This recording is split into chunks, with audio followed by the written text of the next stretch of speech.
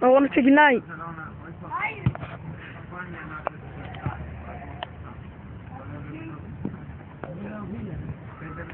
Θα δούμε τώρα τον Κριστιάνο Ρονάλντο. Ξανά στον Ντι Μαρία.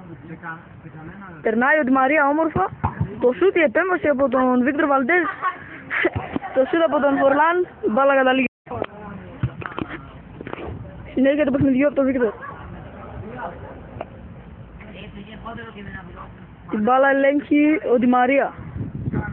Πάει να περάσει και ο Φορλάν πιέζει τον Κριστιάνο. Ρονάλντο.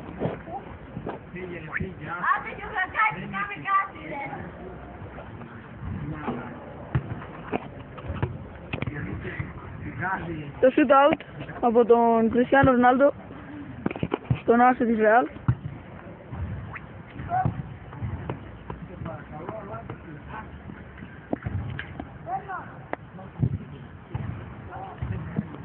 Τη Μαρία για τον Κριστιάνο Ρονάλντο. Μπάλα καταλήγει out. Διαμαρτύρεται και ο Αγκουέρο. Πουλάει μαγκίτσες. Ντι Μαρία. Πολύ ωραία. Και η μπάλα καταλήγει στα δίχτυα. 1-0 από τον Ντι Μαρία.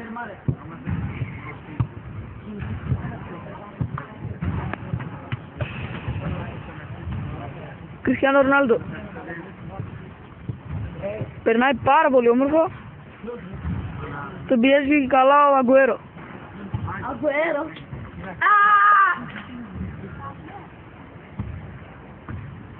Di María Alfonso Pereira, muchos días participan. Εκεί είναι το θέμα. Ball out. Το πέναλτι εκτελεί ο Κριστιάνο Ρονάλντο.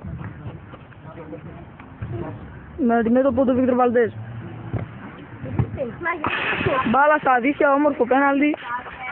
2-0. 2-0. Ντι Μαρία κόβεται από τον Αγκουέρο. Το σούτ του Αγκουέρο, η επέμβαση από τον Βίκτορ Βαλντές. Ελέγχει ο Φορλάν, ελέγχει τρόπος του λέγει. Κριστιάνο Ρονάλντο. Πορτογάλος άσος, προσπαθεί.